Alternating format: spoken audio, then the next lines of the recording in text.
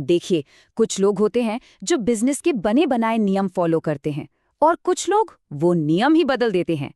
आज हम एक ऐसे ही शख्स की कहानी पर बात करेंगे जिसने भारत में बिजनेस करने का तरीका ही हमेशा हमेशा के लिए बदल दिया। धीरूभाई अंबानी। ये सवाल सुनने में किसी फिल्म की कहानी जैसा लगता है ना? लेकिन ये धीरूभाई अंबानी की असल जिंदगी का बस एक छोटा सा हिस्सा है। तो चलिए देखते हैं कि ये जो अविश्वसनीय सफर था, ये उन्होंने तय कैसे किया।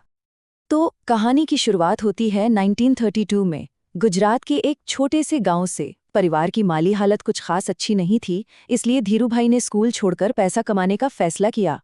और उनका पहला बिजनेस, गिरनार की पहाड़ियों पर जो तीर्थयात्री आते थे उन्हें भजिया यानी पकौड़े बेचना। यहीं से बिजनेस की पहली समझ पैदा हुई। सोचिए, सिर्फ 17 साल की उम्र में वो एक बड़े मौके की तलाश में यमन चले गए। वहां उन्हें एक पेट्रोल पंप पर 300 रुपए महीने की नौकरी तो मिल गई, लेकिन उनका दिमाग नौकरी में कम और नए मौकों को पहचानने में ज्यादा लगा हुआ था। और यही कहानी और भी दिलचस्प हो जाती है। अपनी छोटी सी तनख्वाह में से धीरूभाई सड़क किनारे मिलने वाली सस्ती चाय नहीं पीते थे। वो पास के एक बड़े 5 स्टार होटल में जाकर महंगी चाय पीते थे। अब सवाल ये है कि क्यों? क्योंकि वहां शहर के बड़े बड़े व्यापारी आते थे। वो असल में चाय पीने नहीं बल्कि उनके बिजनेस की बातें सुनने जाते थे। ये एक खर्चा नहीं था, ये एक इन्वेस्टमेंट था। और एक दिन उसी होटल में उन्होंने कुछ व्यापारियों को बात करते हुए सुना। उन्हें एक ऐसी बात पता चली जिस पर किसी का ध्यान ही नहीं गया था कि यमन की करेंसी रियाल के सिक्के शुद्ध चांदी के बने थे और उन सिक्कों में लगी चांदी की असली कीमत सिक्के की फेस वैल्यू से कहीं ज्यादा थी। बस ये वो पल था जब एक छोटी सी जानकारी एक बहुत बड़े मौके में बदलने वाली थी। धीरूभाई का दिमाग तो भाई बिजली की तेजी से चला। उन्होंने बड़ी मात्रा में रियाल के सिक्के जमा करना शुरू कर दिया, उन्हें पिघलाकर चांदी की सिल्लियां बनाई और उन्हें लंदन के बुलियन मार्केट में बेच दिया। ये काम इतने बड़े स्केल पर हुआ कि यमन की सरकार को ये एहसास हो गया कि उनकी करेंसी बाजार से गायब हो रही है। ये उनकी पहली बड़ी और दुस्साहसी जीत थी। तो यमन में कमाए पैसों और ढेर सारे अनुभव के साथ धीरूभाई 1958 में भारत लौट आए। कोकिलाबेन से शादी की और जेब में 15,000 रुपए लेकर एक बड़े रण क्षेत्र में उतर गए। वो था मुंबई का मसाला और सूद का बाजार। लेकिन मुंबई का बाजार कोई बच्चों का खेल नहीं था।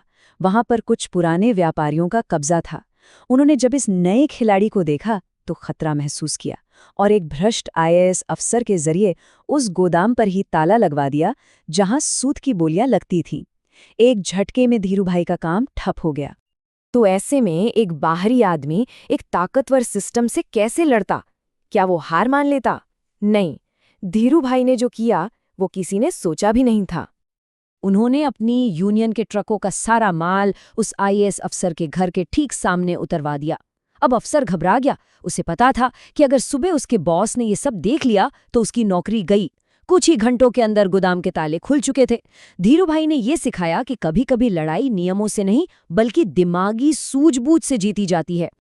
इस जीत के बाद धीरूभाई ने दूसरों के लिए काम करना बंद कर दिया और अपना खुद का साम्राज्य बनाने का फैसला किया। 1966 में उन्होंने अहमदाबाद के नरोदा में अपनी पहली टेक्सटाइल मिल लगाई और एक ऐसा ब्रांड बनाया जो आगे चलकर घर घर में पहचाना जाने वाला था, विमल। ये सिर्फ एक लाइन नहीं थी, ये एक मास्टर स्ट्रोक था। जब बड़े डिस्ट्रीब्यूटरों ने उनका माल बेचने से साफ मना कर दिया तो धीरूभाई सीधे छोटे दुकानदारों के पास गए और उनसे ये वादा किया। उन्होंने दुकानदारों का सारा रिस्क खुद पर ले लिया। अब ये एक ऐसा ऑफर था जिसे कोई मना कर ही नहीं सकता था और इसने रातों रात इंडस्ट्री का पूरा खेल ही बदल दिया। और इसके बाद रिलायंस ने जो रफ्तार पकड़ी वो देखने लायक थी। कुछ ही सालों में एक टेक्सटाइल मिल, पॉलिएस्टर, पेट्रोकेमिकल्स और फिर वैश्विक बाजारों से पैसा उठाने वाली भारत की पहली कंपनी बन गई। मतलब विकास की रफ्तार अविश्वसनीय थी। 1978 में उन्होंने कुछ ऐसा किया जो उस वक्त भारत के लिए बहुत नया था। उन्होंने अपनी कंपनी को पब्लिक कर दिया, यानी आम लोगों को कंपनी में हिस्सेदार बनने का मौका दिया। और जानते क्या हुआ? 58,000 छोटे निवेशकों ने उन पर भरोसा जताया। उन्होंने सिर्फ पैसा नहीं जुटाया बल्कि एक इन्वेस्टर परिवार बना लिया। और ये परिवार कितना बड़ा हो गया था इसका अंदाजा इस बात से लगाइए कि 1986 में रिलायंस की सालाना बैठक में 30,000 शेयर होल्डर आए थे। मीटिंग किसी बड़े हॉल में नहीं, बल्कि एक खुले मैदान में करनी पड़ी थी। ऐसा भारत के कॉर्पोरेट इतिहास में पहले कभी नहीं हुआ था।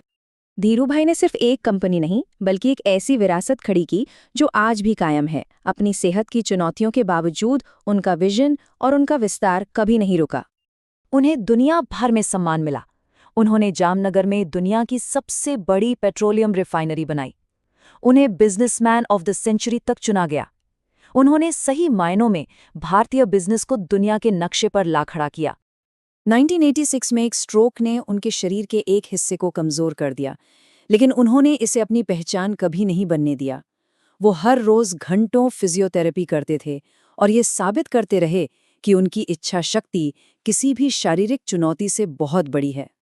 2002 में जब उनका निधन हुआ तो वो 15,000 रुपए से शुरू हुई कंपनी का टर्नओवर जानते हैं कितना था? 75,000 करोड़ रुपए। ये सिर्फ आंकड़े नहीं हैं, ये एक इंसान की सोच और इसकी मेहनत की कहानी कहते हैं।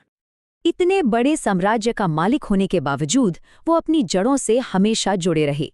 वो एक बहुत ही अनुशासित और सरल जीवन जीते थे, जो ये दिखाता है कि सच्ची सफलता का मतलब अपनी बुनियाद को भूल जाना नहीं होता। तो आखिर में सवाल यह है कि इस कहानी से सबसे बड़ा सबक क्या है? शायद यही कि मौके हर जगह होते हैं, बस उन्हें पहचानने वाली नज़र चाहिए। और अगर इरादे मजबूत हों तो कोई भी बैकग्राउंड या कोई भी मुश्किल आपको इतिहास बनाने से नहीं रोक सकती।